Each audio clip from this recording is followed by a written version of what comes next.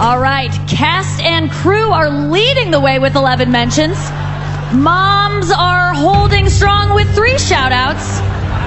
God, creator of the universe, 0 mentions. Yeah, because there's resistance, first of all, from secular Hollywood, where, for whatever reason, Christianity is the one religion that you're allowed to disparage.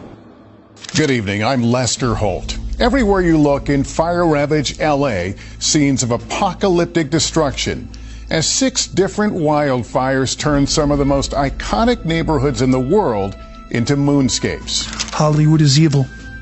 Tell me why. No, just listen. I love you. Has it always been, or is it now? Always. Okay. So that means, in the spiritual aspect of it, which you pay attention to, sure, all these guys are building studios now. Just the beginning. A new fire erupted overnight in Hollywood Hills near the popular Runyon Canyon, forcing more people to evacuate. Crews attacked it from the air and the ground to protect the densely populated Unusual area. events are unfolding. The cast and crew take the lead with the 11 mentions. Mothers hold steady with 3 shout-outs. But God, the creator of all, gets no recognition. This stems in part from resistance primarily from secular Hollywood where, for reasons unknown, Christianity remains the only faith openly criticized. Good evening, I'm Lester Holt. Across fire-stricken LA, scenes of devastating destruction dominate the landscape as 6 separate wildfires transform some of the world's most famous neighborhoods into barren wastelands. Is Hollywood inherently evil? Why? Listen, I care about you. Has it always been this way, or is this a recent trend? Always. Got it? From a spiritual perspective which matters here, it's worth noting that many are now building new studios. Overnight, a new wildfire broke out in Hollywood Hills near the popular Runyon Canyon, leading to further evacuations.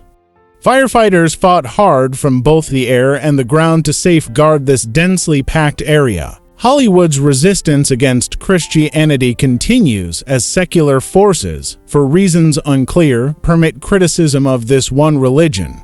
Whether this is divine judgment on Hollywood remains uncertain, but time will reveal the truth. 3 key truths emerge from this, though. First, mockery of God by non-believers will persist and intensify. This is foretold. Understand this, in the last days, scoffers will come, mocking and following their own desires. Secondly, more people are beginning to notice, sense, and feel the presence of a spiritual battle in our world. Forces aligned with God and those opposed to Him are locked in conflict. Lastly, regardless of the fears you face or the persecution you endure in this world, God's plan will ultimately prevail. Nothing can alter His divine purpose. Back in 1998, Mel Gibson warned us about the corruption in Hollywood. In a 2025 interview with Joe Rogan, he stated, "I think there are bigger forces at work here. Let's explore some of the key points from this captivating discussion." One prominent topic was the resistance coming from secular Hollywood, where, for some reason, Christianity remains the one religion open to criticism. The spiritual realm's good and evil are deeply engaged in a battle for the souls of humanity. This raises an important question. Why is humanity, flawed as we are, so significant in this cosmic struggle? Why do these larger forces care so much about us? Despite the weight of this reality, very few in Hollywood acknowledge the existence of any spiritual realm, let alone recognize the ongoing war between good and evil. As Christians, we are reminded of Ephesians 6:12, "For we are not fighting against flesh and blood enemies, but against evil rulers and authorities of the unseen world, against mighty powers in this dark world, and against evil spirits in the heavenly places." Another key takeaway from the interview was Mel Gibson's perspective as a filmmaker. He views the Gospels as reliable historical accounts. Beyond the biblical text, other historical records also confirm the existence of Jesus Christ. Furthermore, all the apostles who spread his teachings willingly faced death rather than deny their faith. This conviction is striking. Nobody dies for a lie. This idea invites reflection on the steadfast belief of the apostles who endured cruel deaths for their faith in Christ. Their sacrifices serve as a testament to the reality of Jesus' resurrection and victory over death. The conversation also touched on biblical narratives like the Great Flood, Jonah's time in the belly of the fish, the death and resurrection of Jesus, and the prophecies in Revelation. It's remarkable that the world's most prominent podcaster sat down with a Bible-believing Christian to dive into these profound and timeless topics. There's an aspect of their conversation that isn't making headlines but delves into one of the Bible's greatest mysteries. What is this enigmatic topic? It's found in Revelation 21:1, which states, "Now I saw a new heaven and a new earth, for the first heaven and the first earth had passed away. Also, there was no more sea." Let's explore this fascinating concept, focusing on the mystery of the sea. The interview included 3 key moments that shed light on this topic. They discussed the ocean as a symbol of unpredictability and chaos, referencing sea monsters like the Leviathan in the Book of Job. The Leviathan, often mentioned in both biblical and Babylonian literature, symbolizes chaos in the world. God's reference to it in Job underscores his power to tame even the most fearsome and uncontrollable forces.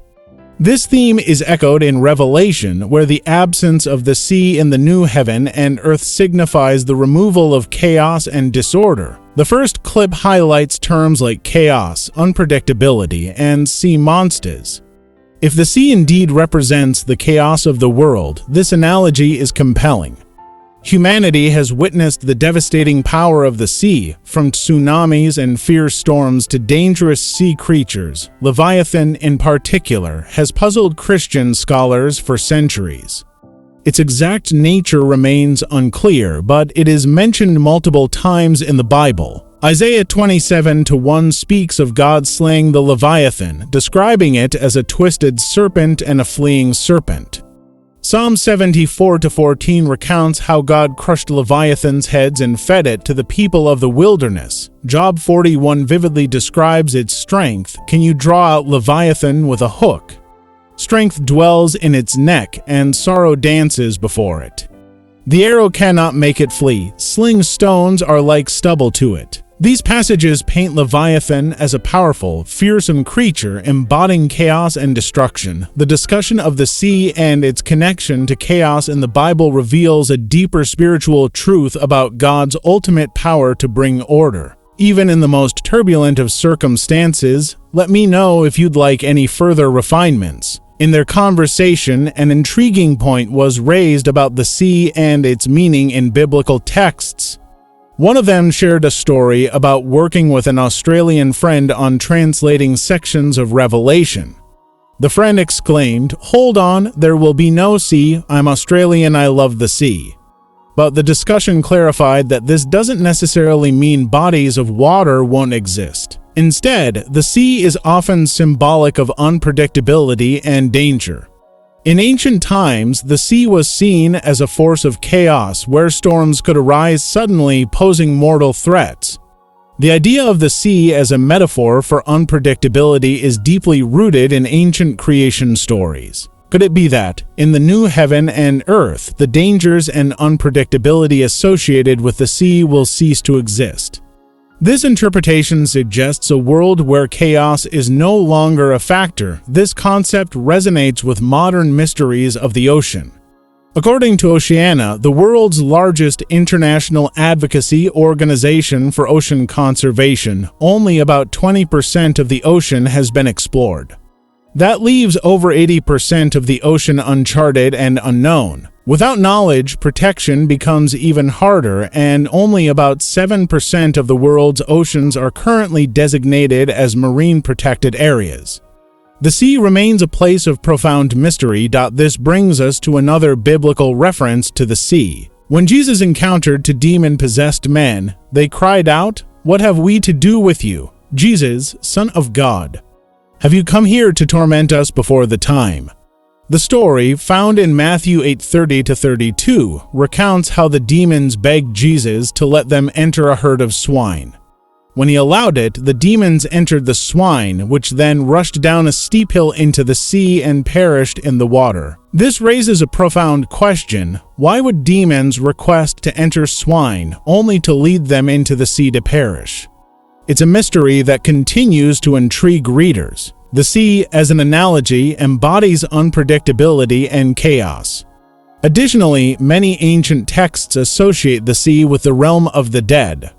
This adds another layer to the symbolism, where the sea represents not just chaos but also the unknown and the mysterious connection to death. Let me know if you'd like further edits or additional insights.